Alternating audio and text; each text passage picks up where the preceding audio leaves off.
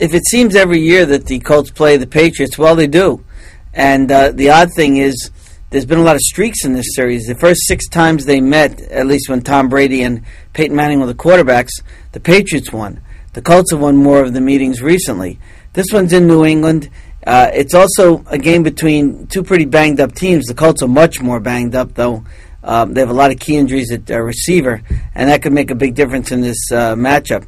I think one of the things to really watch here is how the Patriots have developed on defense a little bit more than most people expected they would at this point of the season. It's been a slow process, but they're starting to come around on defense. The Colts are 6-3 despite having so many injuries. This could be another one of those classic matchups for the two teams. Sunday night's game in Philadelphia between the Giants and Eagles has two 6-3 teams.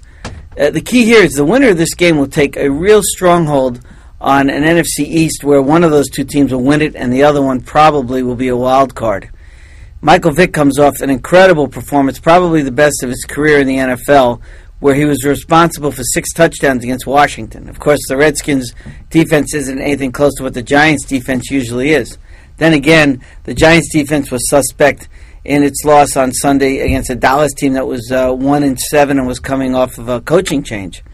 The Giants let up a lot of big plays, and there's no team in the league that's more capable of making big plays than the Eagles with Michael Vick and Deshaun Jackson and LaShawn McCoy and Jeremy Maclin and Brent Selleck and guys like that.